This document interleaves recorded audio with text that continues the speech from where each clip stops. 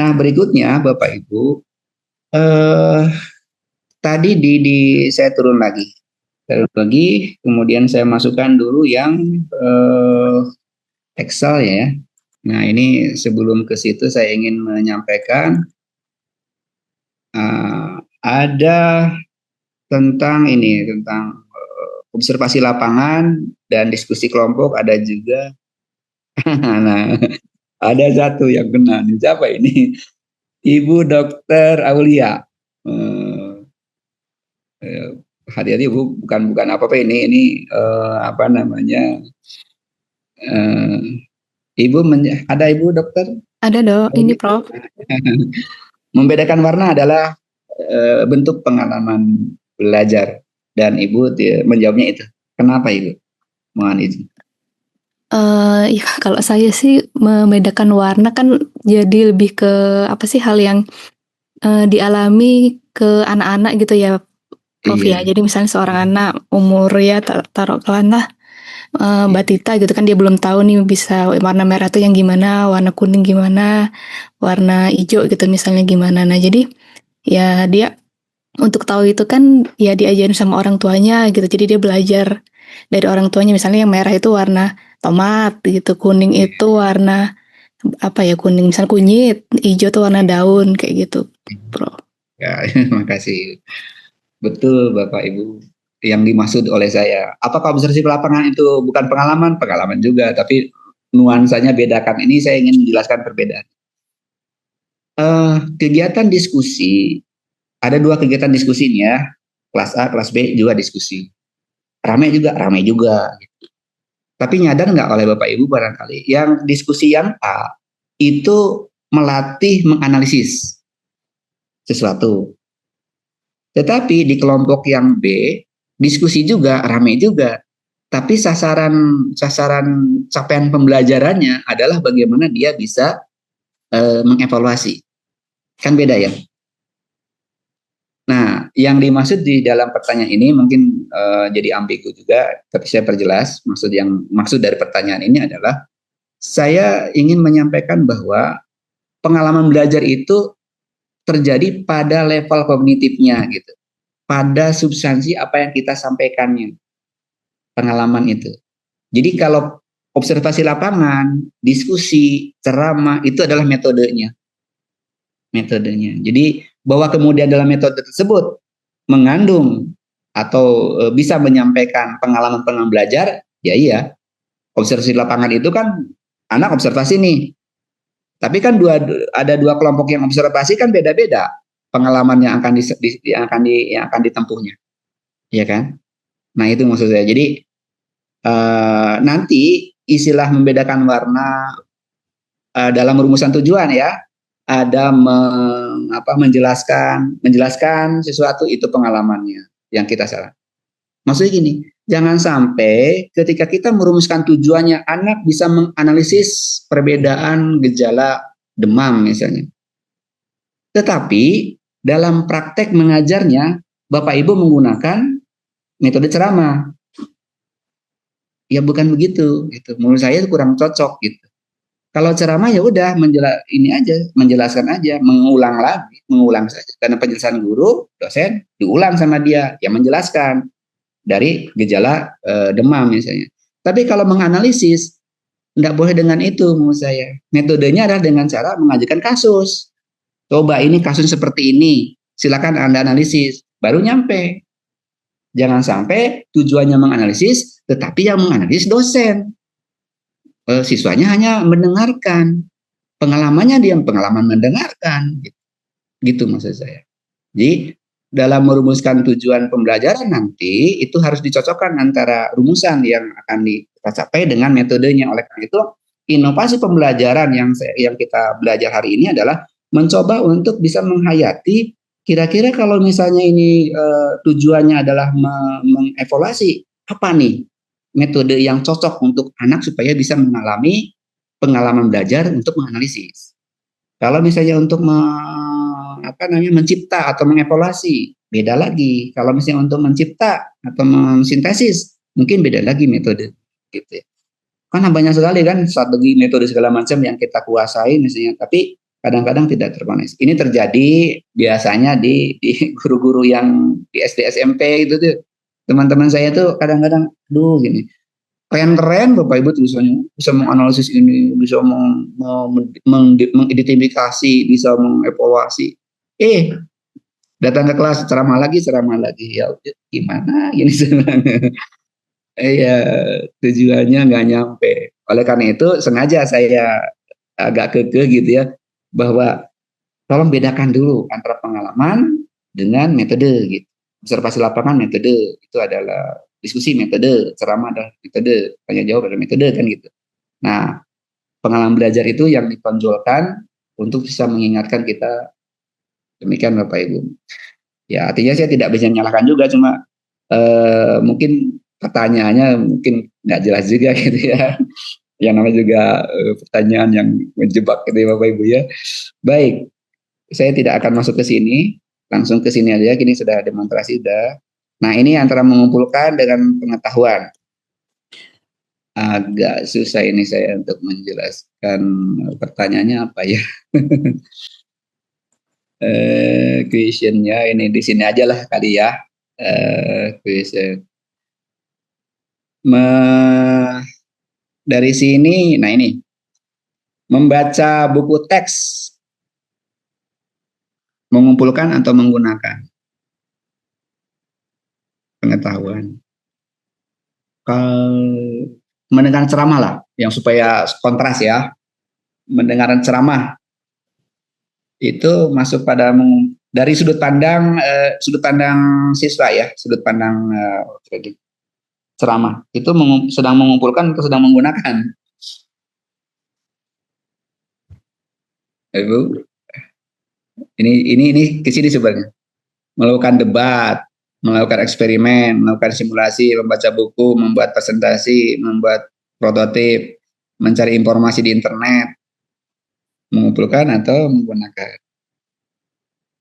Nah, mungkin bisa digambar Bapak Ibu, tidak usah saya ada respon ya. Jadi kalau misalnya saat ini kebanyakan ya mudah-mudahan mengumpulkan ya. Tapi ketika saya bertanya Bapak Ibu menjawab itu Bapak Ibu sedang menggunakan pengetahuan. Itu aja sebenarnya sih. Kenapa ini perlu dipisahkan begitu jauh? Ini dampaknya Bapak Ibu, ini dampaknya. Saya tunjukkan ini. Oke. Nah, ini apa namanya konsepnya. Jadi kalau hanya dua aja sebenarnya metode atau strategi pembelajaran yang sekarang berkembang itu sebenarnya. Iya. Jadi kita milih yang mana itu. Tahap semester 1, semester 2 barangkali lebih banyak untuk agar mahasiswa itu mengumpulkan pengetahuan lah ya. Ya dengan baca buku, dengan tugas merangkum mungkin ya, kemudian mensitasi, mereferensi, menotasi, mendengar ceramah segala macam gitu. Mungkin praktek-praktek kecil. Tapi praktek itu masuk pada menggunakan pengetahuan. Ketika anak dikasih tugas diskusi itu sudah menggunakan pengetahuan. Ketika disuruh anak praktik itu di rumah sakit atau kunjungan observasi, ada kegiatan mengumpulkan, juga mungkin ada menjawab pertanyaan. Jadi hanya dua itu. Nah sekarang inovasi pembelajaran yang kita kembangkan yang mana? Ini sekedar info saja Bapak Ibu. Sekarang kurikulum pembelajaran di SMA, SED, SMP, SMA di sekolah ya. Ini kebijakan baru dari Kementerian Pendidikan itu adalah dengan menggunakan namanya deep learning. Deep learning itu ya menggunakan private classroom namanya. Ini budaya baru sebenarnya. Harapan kita itu budaya baru dalam pembelajaran adalah ketika masuk kelas itu sudah jangan lagi mengumpulkan pengetahuan saja gitu. Gitu. Diharapkan sudah masuk kelas itu adalah sudah menggunakan. Ya, jadi oleh karena itu ada pre-class, itu belajar mandiri dari buku, modul, segala macam. Tugasnya itu harus dijelas dulu Bapak Ibu ya. Ketika dia masuk kelas itu sudah dirancang. Hari ini adalah diskusi. Diskusi, oke, menggunakan beberapa kasus, sebut aja misalnya dari tumpuk data rekap medis tertentu ya. Mungkin kalau untuk pendidikan barangkali diizinkan ya, walaupun itu adalah rahasia pasien. Ini kasusnya, tidak sebutkan namanya, tapi ini datanya, ini data labnya seperti ini, apa yang Anda lakukan? Apa diagnosisnya, apa yang dilakukan? Bagi mereka yang hari ini tidak baca buku yang ditugaskan kemarin, dan bagaimana artikelnya nggak jelas, modul nggak banyak, tolong keluar aja. Anda datang ke sini mau ngapain itu? Gitu kan gitu. Karena memang kelasnya itu budayanya begitu. Jadi kan dia bengong kan, nggak bisa kontribusi. Nah, tadi masuk ke kelas ya langsung melakukan proses. Makanya ada waktu ya di TikTok kalau masalah ada siapa bintang film sama. Oh, dia bangga menjelaskan tentang bagaimana belajar di Oxford katanya. Oke. Gitu.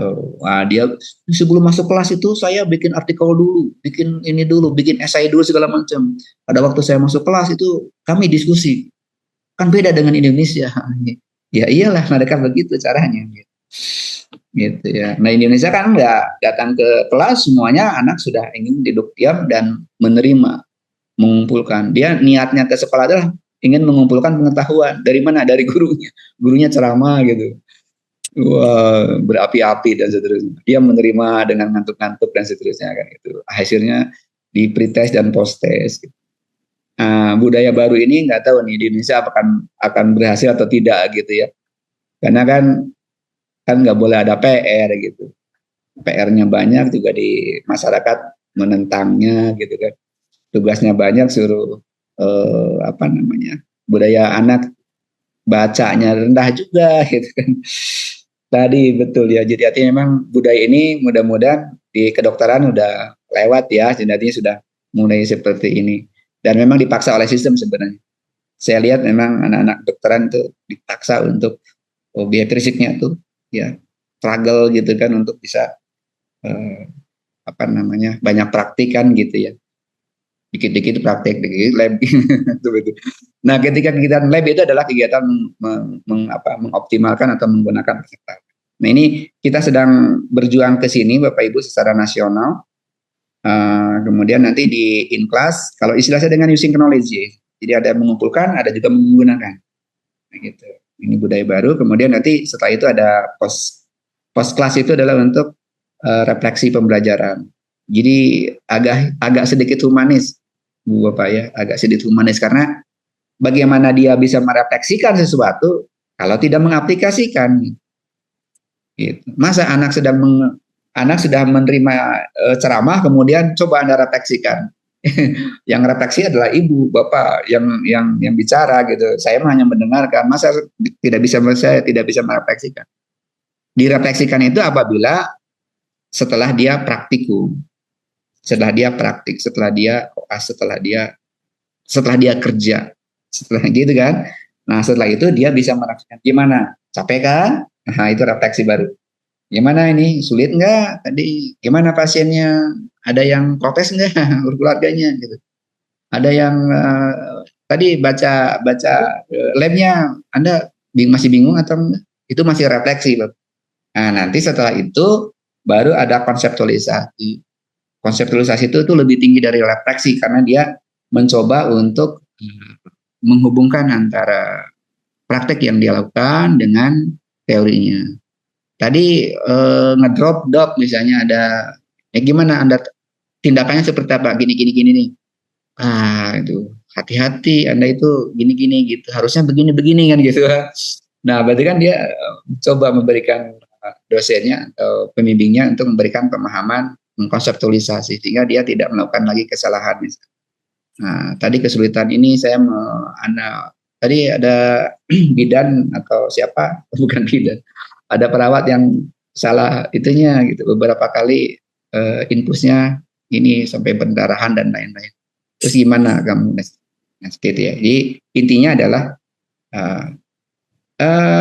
jadi di ruang kelas tidak lagi belajar mengumpulkan pengetahuan di hadapan, tetapi harus dilatih memanfaatkan. Pertanyaannya budaya belajar apa yang perlu diubah, apa implikasinya dan seberapa bisa.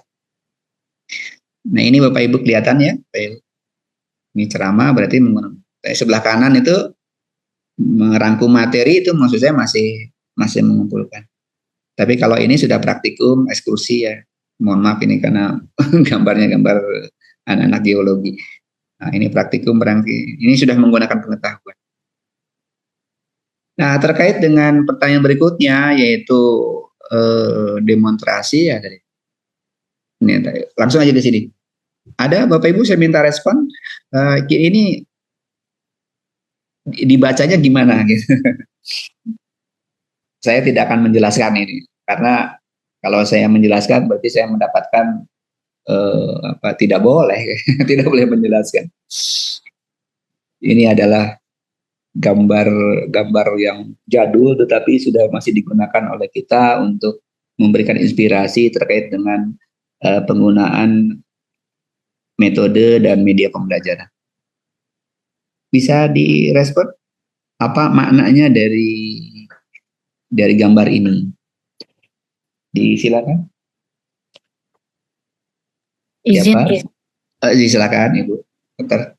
Izin Pak, menurut saya ini adalah Dale's Cone of Experience, yaitu bentuk kerucut dari Dale yang menggambarkan tentang pengalaman. Dari berbagai konsep pengalaman seseorang, dari yang paling atas adalah berdasarkan pengalaman dari membaca, mereka hanya mendapatkan 10% dari pengalaman dari yang mereka baca. Selanjutnya bertingkat mengenai apa yang mereka dengar, 20%, selanjutnya apa yang mereka lihat 30%, dan 50% dari apa yang mereka dengar dan lihat, 70% dari apa yang mereka katakan dan baca, 90% dari apa yang mereka lakukan. Nah, dari yang pengalaman mereka itu, dari hasil pengalaman yang mereka peroleh, outputnya adalah apabila kita membaca dan mendengar adalah kita dapat mendefinisikan, dapat mendeskripsikan dan menjelaskan. Dari apa yang kita lihat dan kita dengar, kita dapat mendemonstrasikan, mengaplikasikan dan mempraktikannya. Selanjutnya, dari yang kita dari yang kita katakan, tulis, dan apa yang kita lakukan, kita dapat melakukan menganalisis, bahkan dapat menciptakan sesuatu. Itu aja, Prof. Terima kasih. Kita terapkan dari Ibu Dokter siapa? Maaf. Elisa, Pak. Elisa, Pak. Elisa, terima kasih, Dok. Hari ini saya sebagai saat ini anggap tanah putih sebagai narasumber, kira-kira berapa persen yang akan Ibu Bapak ingat? Maksimal. Saya sekarang lagi kita online, lagi ini. Akan yang Bapak Ibu Dokter ingat berapa persen dari materi saya? Izin Prof, sekitar 50%. 50%. Oh, 50% ketinggian, Dok. 30%, Prof. 30%. Maksimal. Menurut teori ini ya, ini Edgar Dale namanya, nama orang sih Edgar Dale, Dale Escon. 30%. Karena apa? Ya, saya bisa menunjukkan view image ya, gitu kan. Ya tadi juga memutar video gitu, satu gitu, harusnya banyak, 30%. Kalau misalnya saya minta Bapak Ibu Dokter baca, itu katanya ini kata teori ini hanya 10% kok yang jadi jangan terlalu berharap banyak gitu ya. Oleh karena kalau misalnya Bapak Ibu menggunakan metode kemudian ceramah, jangan terlalu banyak berharap untuk sampai 50 sampai 70 enggak. Cuma 30% udah bagus. Nah, kecuali kalau misalnya Ibu Bapak Dokter mendemonstrasikan. Kan ada ya demonstrasi untuk bisa napas buatan. Ini demonstrasikan. Anak hanya lihat itu 50% itu dia akan ingat caranya begitu. Ya. Tapi kalau misalnya sudah mulai handout workshop, misalnya kolaborasinya sudah mengkolaborasikan kerjasama itu lumayan tuh dia naik.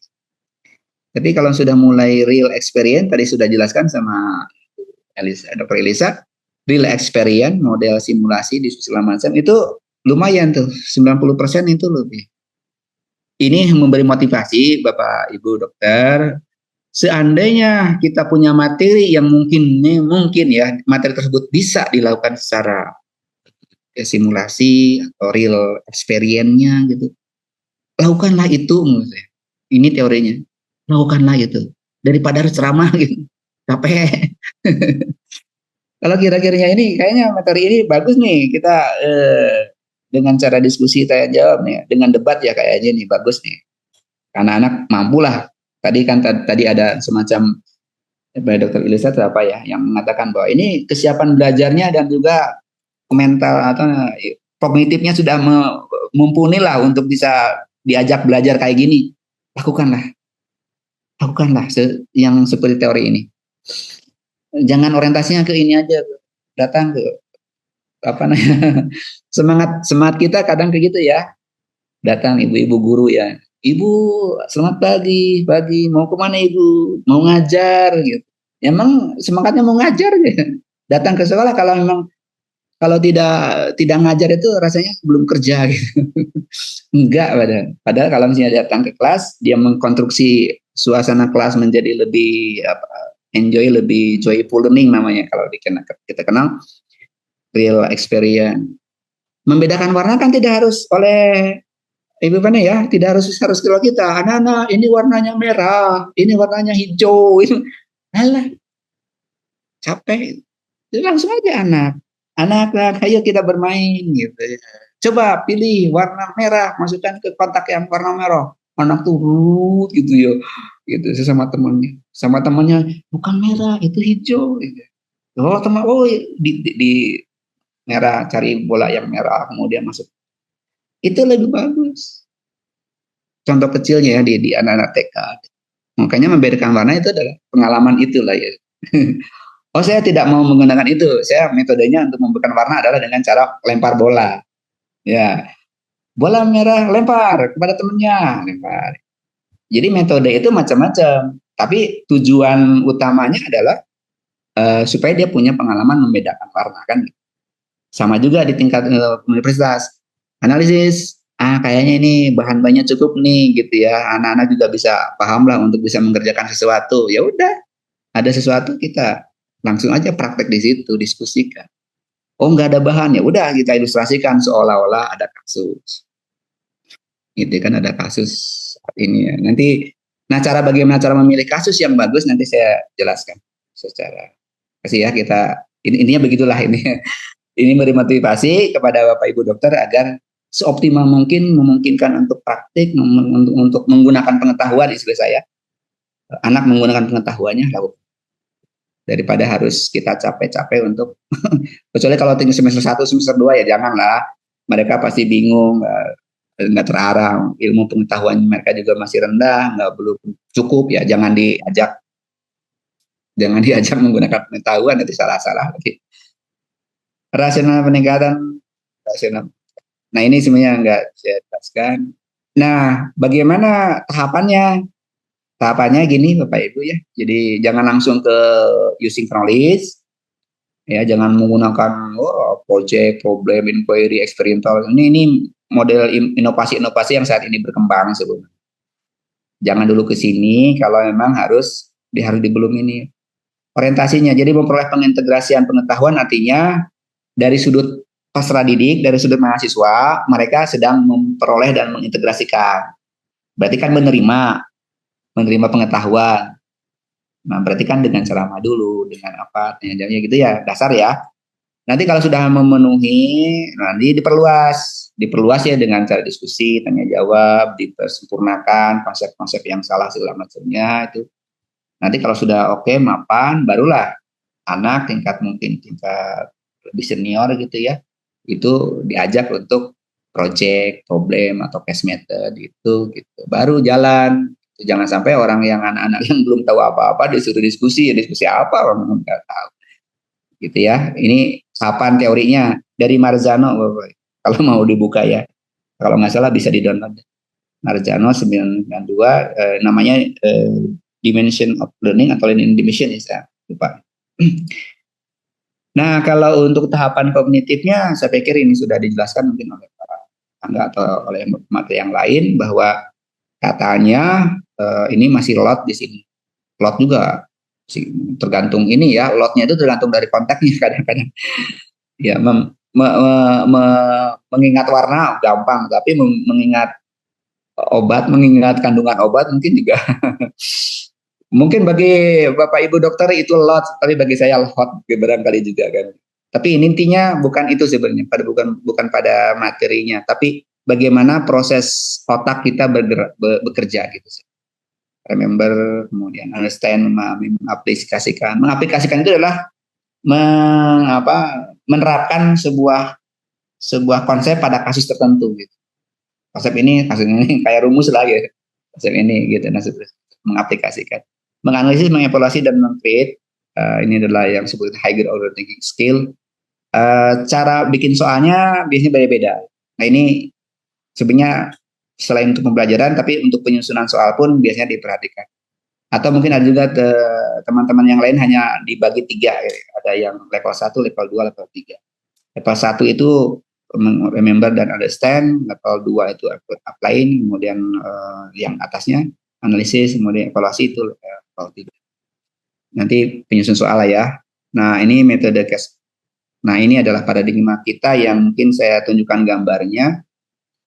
Yang ini namanya heterogogi, Bapak Ibu. Ini pedagogi. Pedagogi saya menyuapi biasa, ya ceramah, ya membentuk itulah. Walaupun direduksi istilah pedagogi, tapi konsep awal tentang pedagogi adalah memberikan pembelajaran. Pusatnya pada guru ya. Siswa itu pokoknya nggak tahu harganya berapa, bahannya apa. Pokoknya langsung disuapi, enak nggak nih disuapi. Kalau yang ini namanya andragogi ya.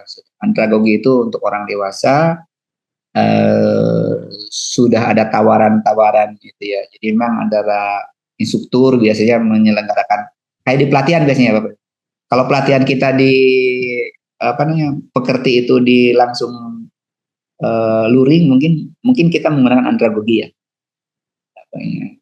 Gambar kemudian permainan gitu, permainan yang kemudian bisa dikonseptualisasi ya, dimaknai gitu. Permainan kemudian dimaknai oleh peserta, itu namanya andragogi gitu.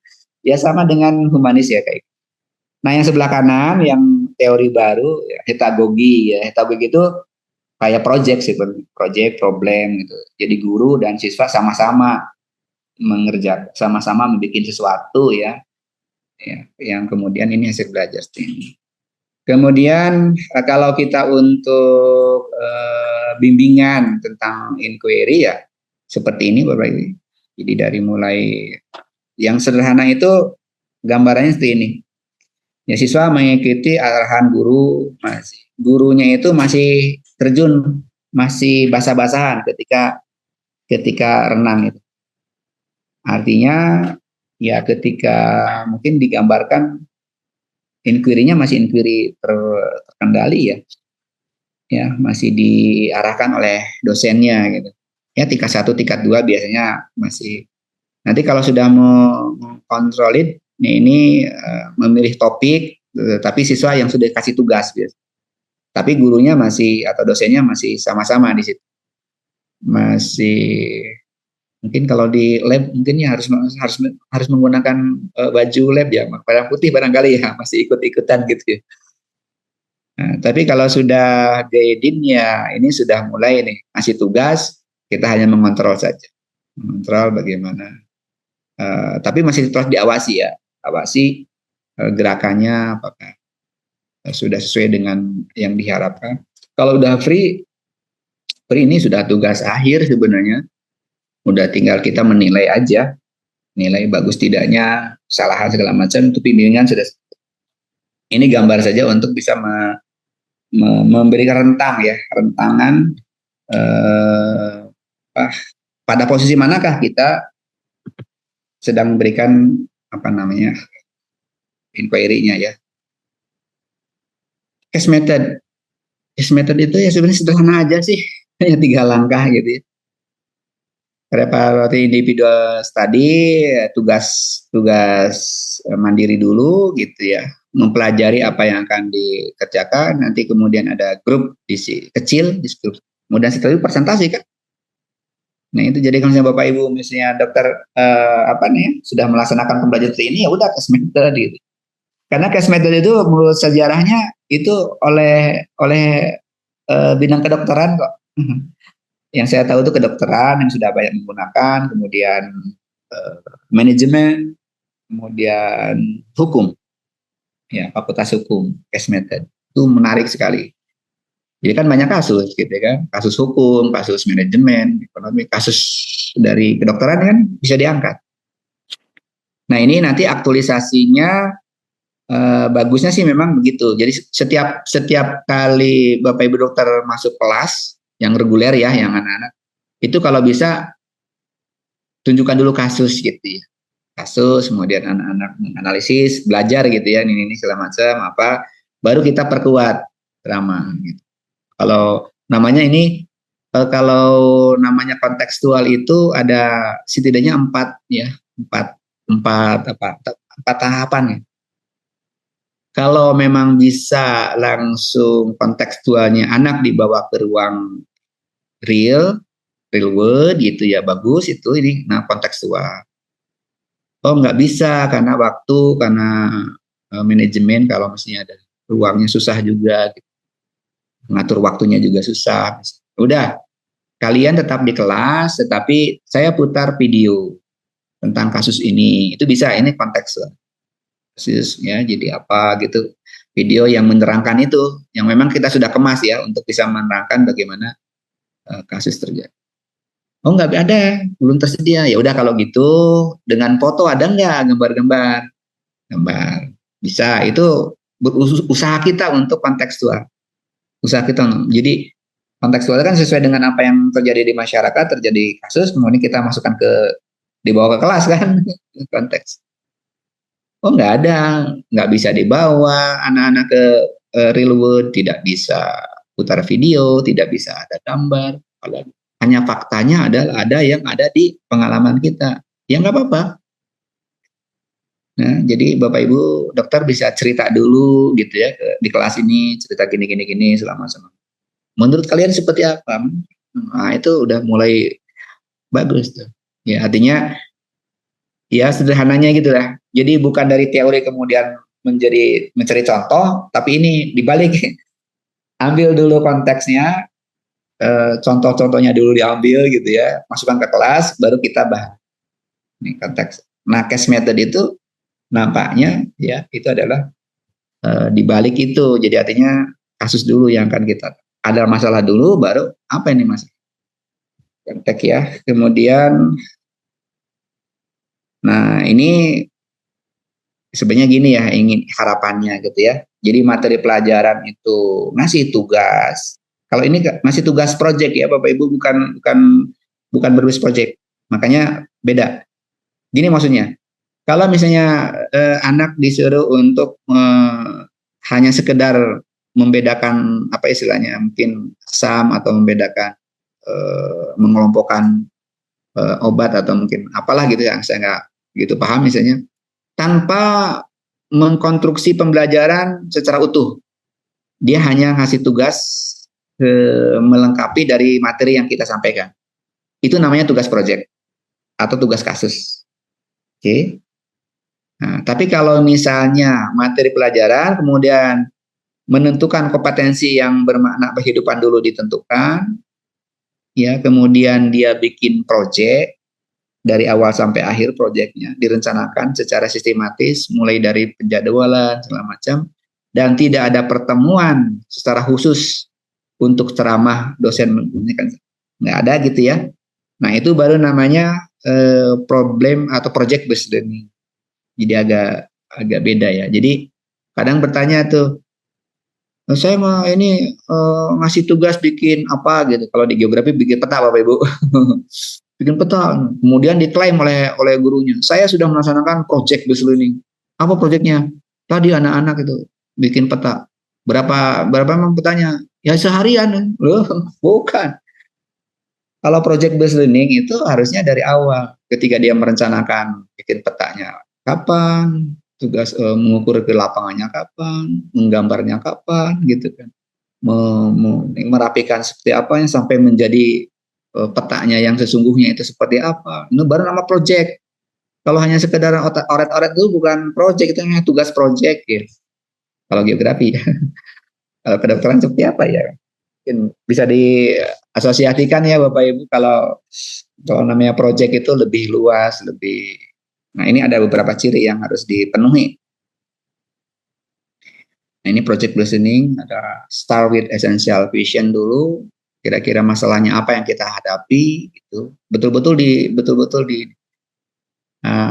kasusnya memang, dan kita sudah bisa merancang ya kira-kira desain projectnya apa nih untuk mengatasi itu. Ya. Project itu dalam konsepnya memang tidak perlu apa istilahnya, oh ini harus satu mata kuliah ini aja yang project ya. Enggak juga sih, bisa aja 2 atau 3 mata kuliah digabung, misalnya satu semester itu projectnya jelas gitu, sehingga nanti dikeroyok oleh berbagai mata. Cuma di kita itu ya kayaknya belum begitu masif ya, begitu masif. Saya sendiri untuk project based learning itu karena saya pendidikan ya, hanya sebatas sama-sama dari awal sampai akhir bikin media, merencanakannya, kemudian mendesainnya sampai mewujudkan dalam bentuk alat peraga Bapak Ibu. Jadi alat peraga yang dibikin itu betul-betul memang alat peraga, walaupun ya seadanya gitu ya. Ya harusnya sih memang jadi betul. Jadi memang kalau sampai jadi betul sudah bisa dilakukan, tapi standar untuk marketable-nya masih belum nyampe misalnya. Tapi tidak apa, karena desainnya ada, konsepnya ada. Misalnya. Setelah desain konsepnya ada, kemudian menciptakan jadwal untuk pengerjaan. Ya, pembagian kelompok, kemudian kapan harus selesai dan seterusnya. Kemudian bahkan mungkin 1 semester penuh ya dia mengerjakan proyek. Kemudian monitoring progres dari proyek, kemudian assess dari menilai, kemudian mengevaluasi the experience-nya. Jadi artinya tetap aja harus ada refleksi. Ada refleksi yang harus dilakukan. Ya. Nah, ini saya mencoba untuk memilih tema proyek. Tema proyek yang akan kita akan memunculkan konsepnya adalah misalnya ada 3 mata kuliah nih yang bersamaan pada 1 semester ini. Ini ilustrasi ya, bisa jadi Bu, tidak seperti ini ya. Tapi hanya saya nggak ngerti. Ya, ada mata kuliah ilmu penyakit dalam, dari mana yang saya dapat Kak? Ya saya tanya ke ChatGPT. Ini mata kuliah farmakologi dan ceritanya seperti itu. Nah, sebut aja misalnya dalam CPMK-nya itu ada nih ilmu penyakit dalam, tagihan tugasnya ini. Oke, kita sepakat. Nah, gitu. Bikin dari mana? Project simulasi penanganan kasus klinis terpadu. Projectnya apa sih gitu ya? Wujudnya seperti apa? Gitu. Tapi harus sepakat. Project ini harus di 3 mata kuliah. Ini harus CPMK-nya harus diperiksa betul, ya. Karena risikonya sangat berat kalau menggunakan project. Projectnya gagal itu membuat anak tidak semangat, reputasi dosennya dipertaruhkan, anak tidak sampai pada CPMK, mengakibatkan pencapaian pada CPL-nya. Nah, memang untuk kedokteran harus hati-hati. Kalau untuk yang sosial barangkali masih bisa ditunda nih akibat dari kegagalan bikin project. Tapi bagi kedokteran ini berbahaya. Jadi memang harus kira-kira. Tapi kalau apakah praktek di klinik atau di rumah sakit itu kita bisa dikatakan sebagai sebuah project. Nah, itu kan praktek ya, bisa aja sebenarnya. Ya, tetapi mungkin yang kira-kira bisa terjangkau ya Bapak Ibu. Nah, terjangkau dan harus menghasilkan sesuatu. Kira bikin apa gitu ya. Apa yang kalau mungkin juga alatnya atau konsep barangkali ya dan seterusnya. Ini intinya project seperti ini ya. Jadi artinya persyaratannya ada tagihan tiap mata kuliah yang memang harus dirumuskan betul tagihannya apa gitu ya. Nah, 3 contoh mata kuliah bersama dalam satu proyek, ya, ini memberikan dasar pemahaman apa yang tadi sudah jelaskan. Nah, ini memberi kasus. Untuk kasus yang bagus adalah kasus yang kemudian kasus tersebut bisa mengangkat sejumlah CPMK. Kalau kita pilih misalnya, ini saya dapatkan. Putus obat masih jadi kendala. Inovasi pengobatan turbulensi perlu diperluas. Kasusnya adalah dari saya baca ya, itu banyak pengobatan TBC tetapi putus obat mengakibatkan banyaknya semakin banyak meningkatnya. Ini kan kasus yang bagus. Beda kalau misalnya hanya yang sebelah kanan, pendampingan lansia dalam pencegahan kompilasi hipertensi. Kurang bagus untuk diangkat sebagai kasus. Jadi kalau sebelah kiri mungkin kasusnya bisa diangkat sebagai sebuah kasus yang bisa dikaji oleh beberapa mata kuliah atau mungkin bisa. Intinya adalah bagaimana CPMK itu bisa terangkut gitu. Kalau ada, karena OBE, outcome based education itu akan menagih gitu ya. Dalam evaluasinya nanti akan kosong atau jeblok gitu ya. Oh ini nggak nyampe. Oke. Cara memilih kasus intinya. Kasus yang penyelesaiannya membutuhkan banyak dimensi pengetahuan. Kasus yang penyelesaiannya membutuhkan banyak dimensi pengetahuan. Ada seperti itu. Jadi harus dipilih kasusnya. Nih, jadi ini ilustrasi aja. Jadi kenaikan kasus TBC karena putus obat nih, kira-kira ini apa nih yang harus dipetakan dulu Bapak Ibu. Ya, kompetensinya akan nyampe enggak ini gitu. Kalau kira-kiranya kasus ini tidak begitu banyak manfaatnya atau tidak begitu terkoneksi dengan harapan kita ya cari kasus yang lain. Oke, cari kasus yang lain yang kira-kira bisa. Kemudian ini perbedaannya. Jadi kalau mengerjakan proyek saja itu tugasnya sebagai tambahan pembelajaran. Kalau pembelajaran berbasis proyek itu pembelajaran terintegrasi dalam proyek. Proyeknya itu adalah tema pokok yang kemudian setelah proyek selesai, nah anak-anak tiba-tiba mencapai itu semua CPMK. Kan susah kan? Kalau mengerjakan proyek itu mengikuti arahan guru, arahan dosen. Gini tagihannya ini. Tapi kalau yang ini berbasis proyek harus ada penyelidikan, ditentukan, disepakati. Berfokus pada produk, tapi kalau yang berbasis proyek, produk dan prosesnya diperhatikan. Kemudian sering tidak terkait dengan standar akademik. Kalau ini harus dengan standar akademik. Artinya, kalau misalnya ilustrasinya gini, saya sukanya ilustrasi yang ini yang unik. Misalnya anak proyeknya bikin kipas angin. Nah, nggak boleh kipas angin itu terbuat dari bahan yang memang tidak standar gitu. Hasilnya pun harus yakin si baling-baling kipas anginnya muter gitu. Kalau tidak muter berarti tidak standar gitu. Jadi emang proyek itu harus betul-betul real gitu. Bisa dipakai gitu. Bisa diuji coba gitu.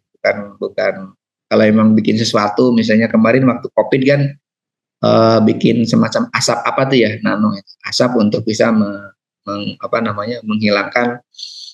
Nah itu harus jadi si proyek itu sampai uapnya tuh keluar kemudian efektif ya untuk bisa mengurangi atau menghilangkan virusnya gitu. Itu proyek itu bukan artinya papan jendela atau pintu yang mengeluarkan asap itu bukan seolah-olah bukan. Oh bukannya dari triplek atau dari ini kemudian asapnya dari mana gitu. Itu bukan. Itu mengilustrasi, simulasi nggak boleh. Betul-betul jadi menjadi sebuah barang yang memang efektif digunakan. Ya, bisa digunakan bahkan bisa dijual dan bisa ya udah efektif. Nah itu maksudnya. Kemudian kalau mengerjakan proyek dapat diselesaikan sendiri ya. Tapi kalau untuk berbasis proyek biasanya kolaborasi ya. Proyek. Karena memang besar ya dari berbagai macam studi, bagaimana keahlian. Bahkan sekarang kalau di SD, SMP, SMA itu namanya ada STEM, singkatan Science, Teknologi, Engineering kalau nggak salah apa ya. M-nya matematik, jadi antara matematik, fisika, kimia, semua biologi bersatu membuat sebuah proyek tertentu. bikin helm yang ramah lingkungan, bikin alat untuk pengurai misalnya sampah dan seterusnya gitu. Tetapi didesain oleh 3-4 ahli tadi. Mathematiknya ada, kemudian engineering-nya ada. Kemudian kalau mengerjakan proyek tetap dalam lingkungan sekolah gitu ya. Kalau ini enggak, sudah dalam konteks kehidupan nyata. Ya, dituntut untuk bahkan harus ada publik ya, ada hasilnya dipresentasikan, harus dipublish gitu. Kemudian, nah ini untuk rencana monitoringnya, kalau kita menggunakan project atau case method harus dirinci sebaiknya. Perencanaan proyeknya berapa jam gitu ya, kemudian pengerjaan proyek ini bisa digunakan, tabel ini bisa digunakan untuk termasuk penilaiannya ya.